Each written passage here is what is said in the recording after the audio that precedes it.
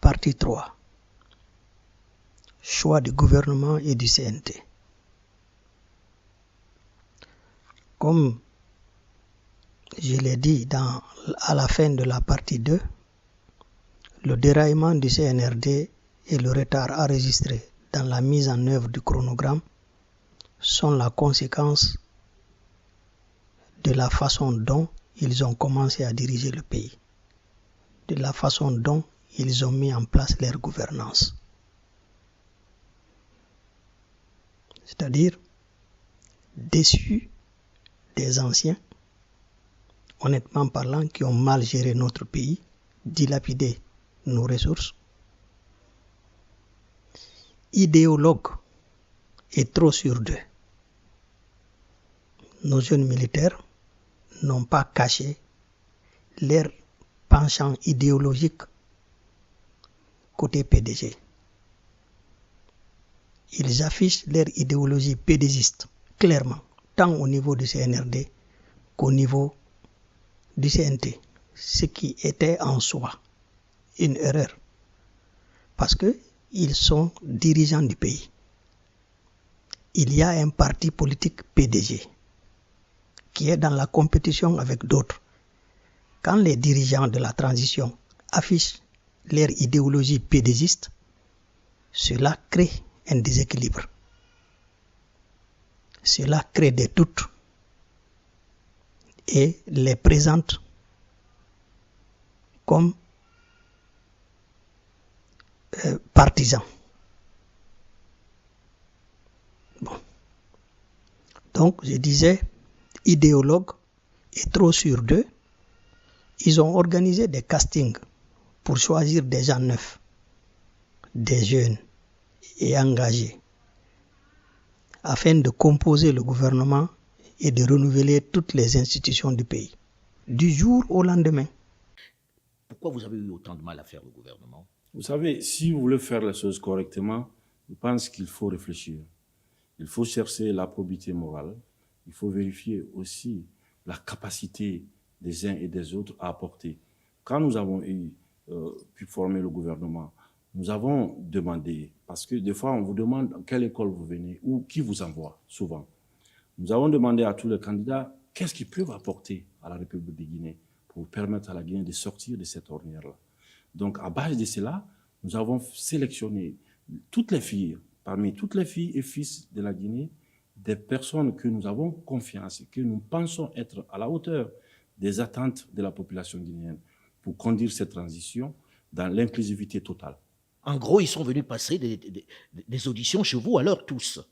Vous savez, dès qu'on a eu le Premier ministre qui est passé par ces points, le Premier ministre et moi-même, avec tout ce qui était l'entourage, nous avons fait, je pense, plus qu'un casting, parce que c'était compliqué de trouver les bonnes personnes qui ne traînent pas de casseroles, pour trouver des gens qui ont la probité morale vraiment claire. Donc, c'était pas facile de trouver.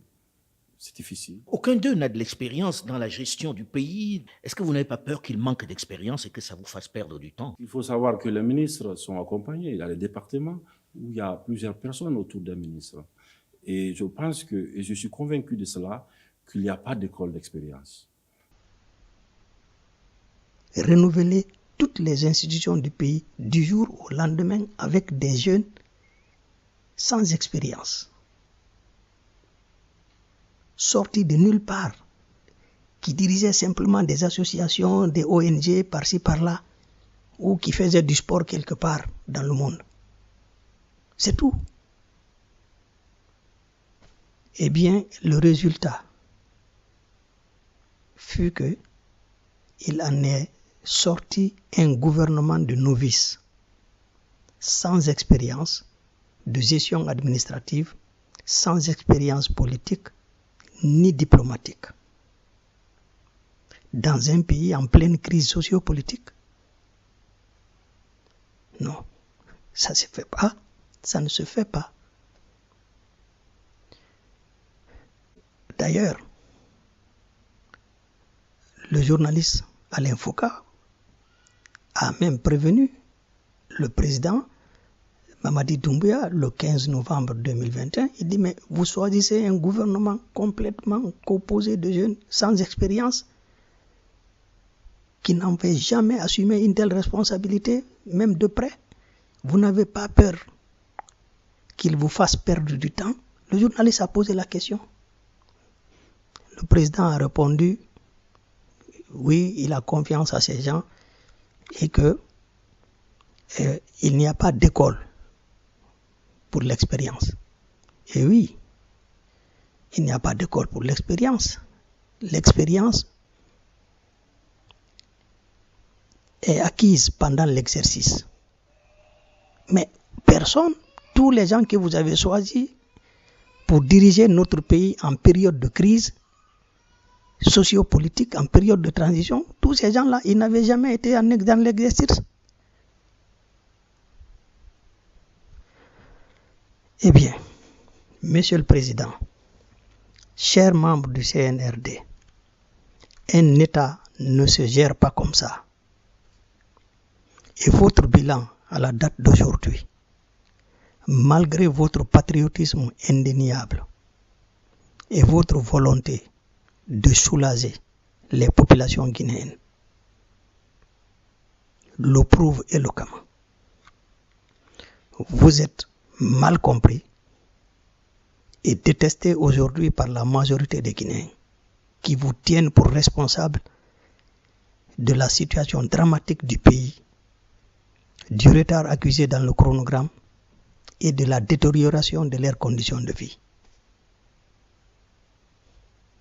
Pourtant, quand vous apprenez que les Guinéens sont en détresse à l'extérieur, partout dans le monde, depuis que vous êtes là, aux commandes, dès que les Guinéens sont en détresse quelque part dans le monde, vous vous levez pour leur venir au secours. Normalement, vous êtes en principe, vous devriez être le président le plus aimé des Guinéens. Le président le plus aimé que les Guinéens aient connu, en principe.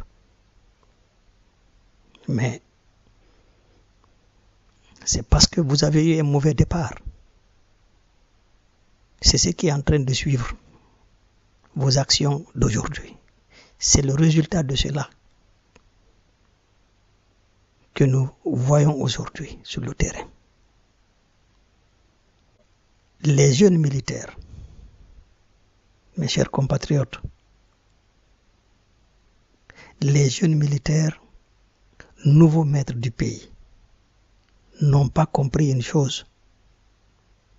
Un État, ce n'est pas comme une maison que l'on peut rénover et tout changer, rendre flambant neuf tous les meubles avant de les mettre en service, avec comme seul critère de choix ses goûts et ses préférences en matière de couleur, de style, etc.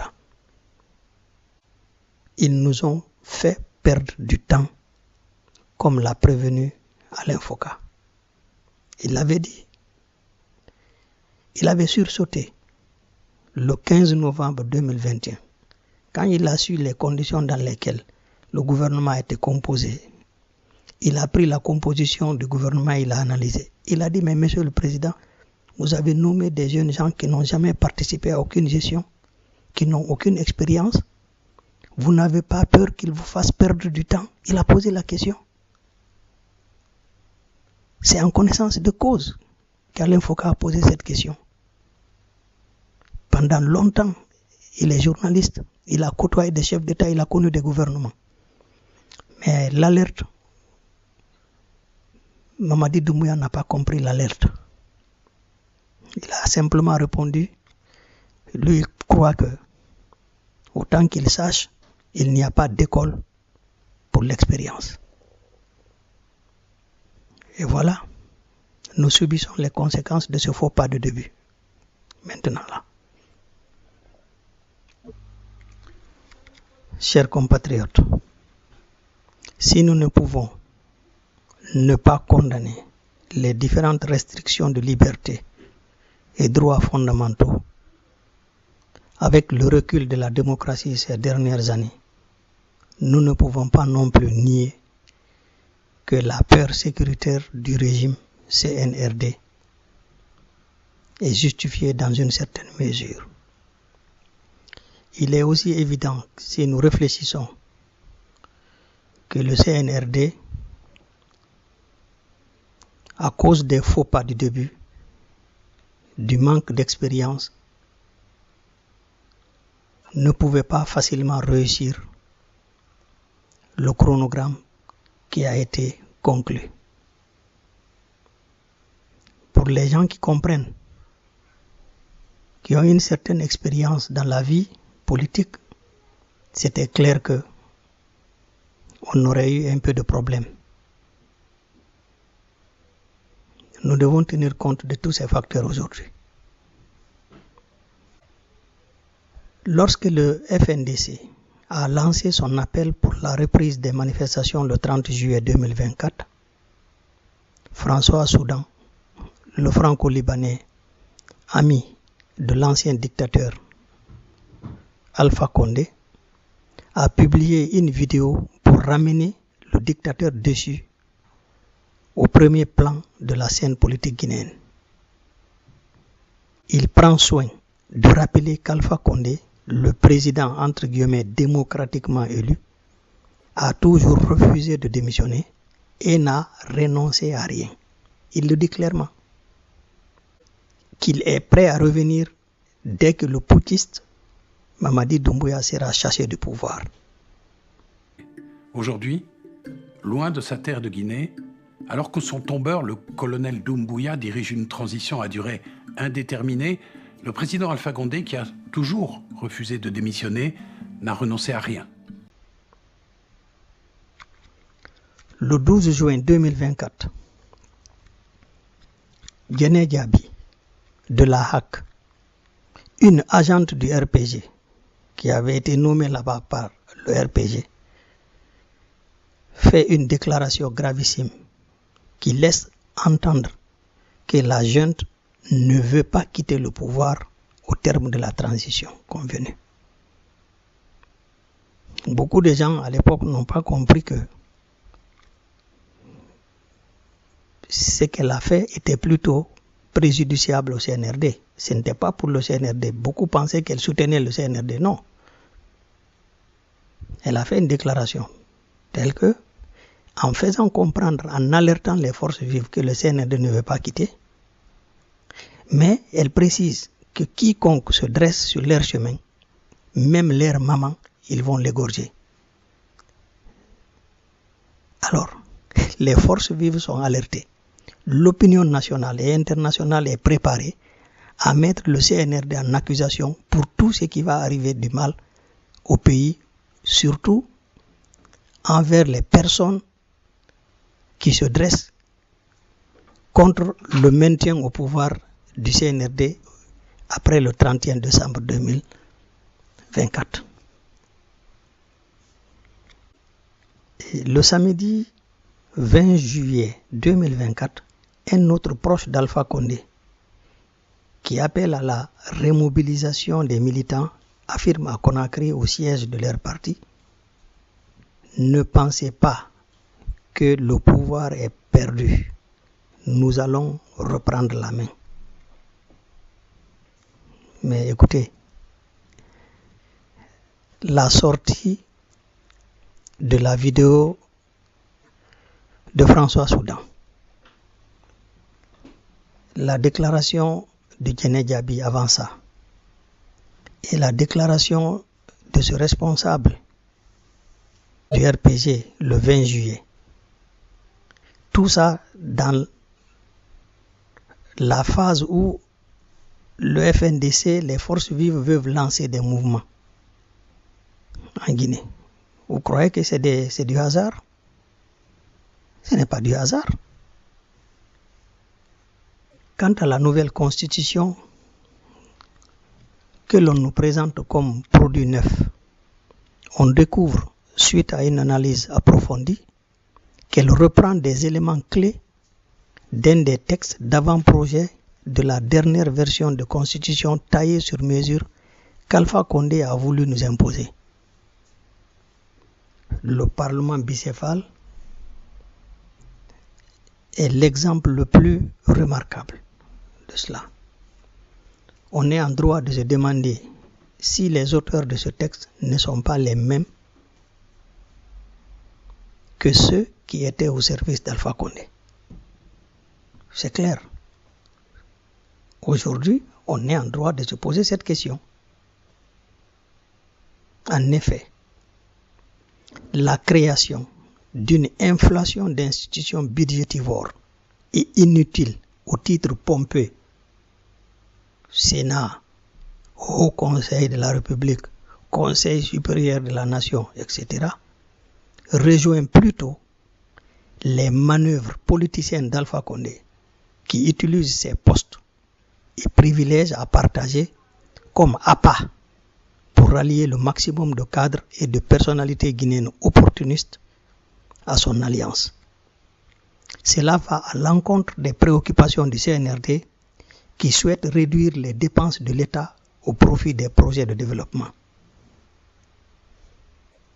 À peine notre équipe a-t-elle commencé d'étudier le texte qu'elle constate des différences entre les notes prises lors de la présentation au CNT et le contenu du document PDF de l'avant-projet de constitution qui a été mis à disposition des Guinéens. Cela nous fait craindre une réédition de la mascarade de 2020 avec Alpha Condé, c'est-à-dire soumettre un document au peuple et faire promulguer un autre. Cependant, chers compatriotes, on ne saurait imputer ces manquements au président de la transition ou au CNRD. En effet, je ne m'imagine pas que Mamadi Doumbouya puisse instruire le CNT d'exclure ses propres enfants de la course à la magistrature suprême de notre pays parce que leur maman est française. En effet, si l'on y prend garde, le CNT risque de conduire la Guinée dans un débat clivant et dangereux qui a dévasté certains de nos pays voisins. Au moment où des Guinéens d'origine obtiennent le droit de devenir président dans beaucoup de nos pays voisins,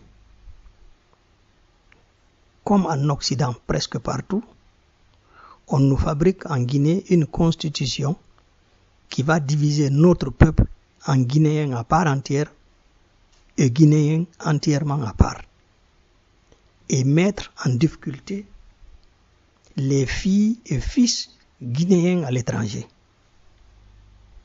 Car ce débat qui prendra source en Guinée se transportera également dans les pays étrangers, où des citoyens guinéens ayant des parents originaires de Guinée seraient en position d'occuper de hautes fonctions d'État. Dès lors que nous allons créer ce débat en Guinée, il va se transporter dans les pays étrangers, partout où un Guinéen sera en bonne position. Ce débat sur la double nationalité est le fruit de gens mal réfléchis, jaloux et aigris, qui veulent se venger de leurs frères et sœurs qu'ils considèrent comme ayant plus de facilité que eux. Quel Guinéen ne souhaite pas avoir un passeport lui permettant de se déplacer facilement dans le monde, d'aller se soigner si nécessaire? La Guinée est un pays d'émigration par la force de son histoire. Avec plus de 25% de ses enfants nés et grandissant à l'étranger. Cette constitution est le reflet du ressentiment de certains Guinéens face à leurs parents à l'extérieur, qui leur viennent pourtant au secours en Guinée et qui aident les familles dans le pays. Si le président de la transition promulgue une telle loi, ce serait une trahison de ses propres enfants, pour lesquels il a choisi une Française pour maman. En effet, pour prétendre un jour s'asseoir à la place que lui, il occupe aujourd'hui, ses enfants vont devoir renier leur maman et, pour certains pays, perdre même leur droit d'héritage de ce côté. Pourquoi? Pourquoi être si méchant? Pourquoi certains pensent que leur bien-être ne peut s'obtenir qu'en détruisant celui des autres? Il est également incompréhensible que le CNRD, soucieux de ne pas laisser tomber l'État guinéen entre n'importe quelle main, soumet les partis politiques à un contrôle et ordonne une étude sérieuse sur eux partout dans le pays avant toute autorisation de participer aux futures compétitions électorales, et que le même CNRD ait également ordonné au CNT d'autoriser des candidatures indépendantes à toutes les élections du pays, même aux législatives et présidentielles. Comment? Pour un pays aussi pauvre, mais très riche en matières premières stratégiques et connu pour la transhumance de certains hommes et femmes politiques, pour l'opportunisme qui caractérise certains cadres des forces vives, politiques et sociétés civiles, le risque est énorme de voir notre État tomber entre les mains d'un bandit soutenu par des groupes mafieux qui ont de gros moyens financiers. Mais il y a plus inquiétant dans ce texte d'avant-projet de constitution. Dans l'article 5, on peut lire, je cite, « Aucune disposition de la présente constitution ne peut faire l'objet de révision avant l'écoulement de la période de 30 années. » Waouh! Donc, nos soi-disant honorables députés de circonstance, qui n'ont même pas été élus, veulent légiférer pour nous, pour toute la génération future, et même au-delà. Quelle prétention démesurée! Une génération humaine correspond au cycle de renouvellement d'une population adulte, apte à se reproduire, soit environ 25 ans. La génération humaine, c'est dans un espace de 25 ans environ. Après 25 ans, rien ne ressemblerait à ce qu'on a aujourd'hui. Tout aura radicalement changé et les lois guinéennes devront être adaptées en conséquence au fur et à mesure. Mais toute personne rationnelle, ayant un peu d'expérience dans la vie, connaît ça. Comment se fait-il que un groupe réuni dans le CNT, tout le CNT ne puisse pas comprendre cela? Comment? Ici, nous vivons les conséquences des mêmes faux pas du début, lors de la création, de la nomination du gouvernement. La même chose s'est produite au niveau du CNT. On a réuni des personnes novices et qui veulent créer du nouveau. C'est pour toutes ces raisons que, dans les sociétés civilisées, on veille à ce que des personnes à la courte réflexion ne soient jamais chargées d'écrire une constitution. Cela peut avoir des conséquences à court terme, moyen terme et long terme pour le peuple en question. Mes chers compatriotes guinéens, soyons donc vigilants et faisons la part des choses. Le CNRD n'est pas forcément derrière toutes les manœuvres destructrices que la Guinée est en train de vivre en ce moment.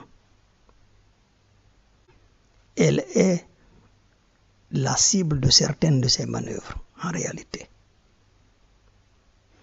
Le but d'Alpha Condé est le suivant: créer le chaos dans le pays, pousser à un bain de sang qui ferait tomber le CNRD ou assassiner Mamadi Doumbouya. Cela lui permettrait alors de rentrer immédiatement en Guinée et de revendiquer le fauteuil présidentiel pour continuer son 3e mandat et ainsi pratiquer des emprisonnements arbitraires et faire mourir quotidiennement des enfants, comme il sait bien le faire. Ces complicités internes dans l'administration, au sein des organes de transition et dans l'armée rendraient ce scénario possible d'après ses calculs. Nous devons faire attention. Nous savons qu'à son temps, Alpha Condé avait mis en place un commando de la mort qui tirait de façon ciblée sur des manifestants pour les tuer et s'aimer la terreur en Guinée.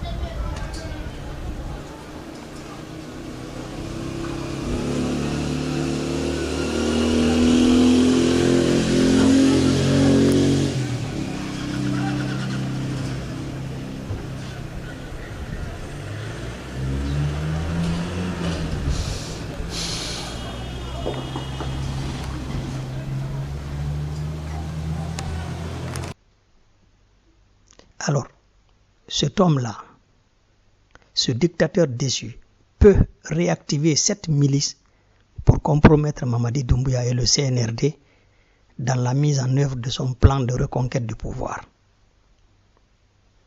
Raison pour laquelle nous invitons le CNRD à promouvoir le dialogue pour réduire les risques de manifestations et de violences en Guinée. Cela ne peut être bien ni pour les populations guinéennes ni pour le CNRD lui-même. Ce qui est plus étonnant, c'est que contre toute attente, les anciens opposants du dictateur déçu, que lui-même qualifiait de nain politique, semblent faire son jeu.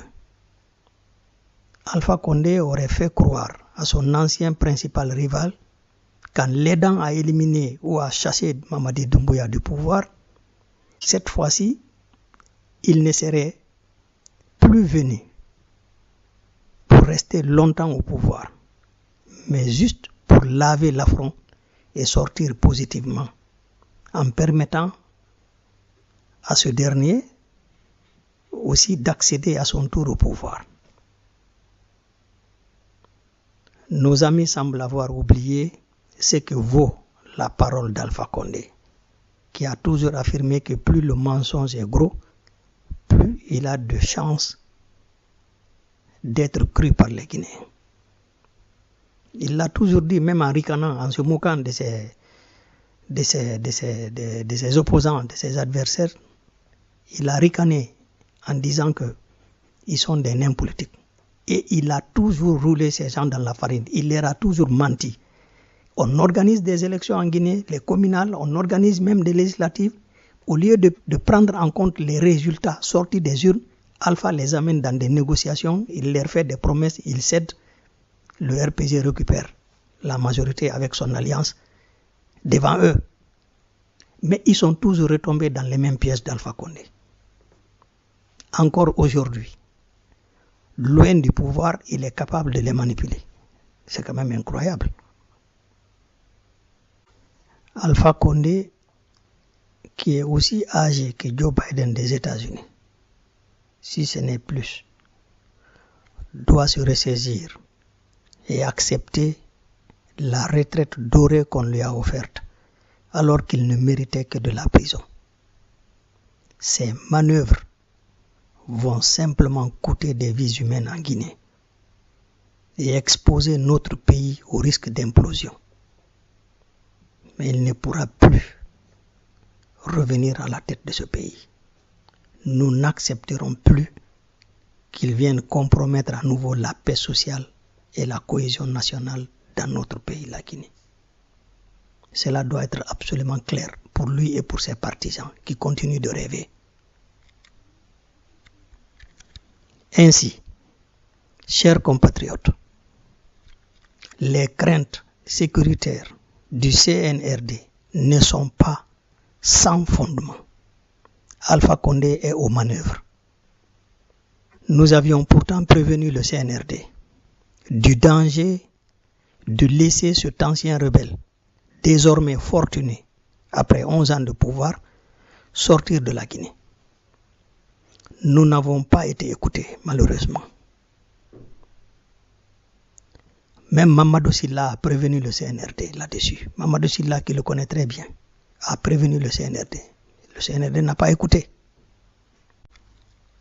J'invite le président de la transition et du CNRD, Mamadi Doumbouya, à prendre la situation en main et à convoquer un dialogue national franc et inclusif, comme le stipule l'article 77 de la charte de la transition, pour exposer leurs inquiétudes aux forces vives et au peuple de Guinée, au lieu de se lancer dans des mesures de répression et de restriction des libertés des citoyens. Cela revient en effet à faire le jeu d'Alpha Condé, qui a besoin du chaos pour obtenir la chute du CNRD ou bien l'assassinat de Mamadi Doumbouya afin d'être en position de revendiquer à nouveau le pouvoir en Guinée. La République de Guinée actuelle pourrait ne pas survivre un tel scénario catastrophique que le dictateur déchu et certains de ses partisans sont en train de forger. Le vendredi 22 décembre 2023, nous avons prié le CNRD et le président de la transition d'entamer un processus de communication et d'échange pacifique avec tous les acteurs du pays en vue de la construction d'un pacte d'unité inclusif, d'entraide et de solidarité. Nous avons renouvelé cet appel le jeudi 23 mai 2024 et nous le réitérons aujourd'hui encore. Ici, nous allons marquer encore une pause et je vous prie de suivre la suite dans la partie 4. Je vous remercie pour votre attention et pour votre patience.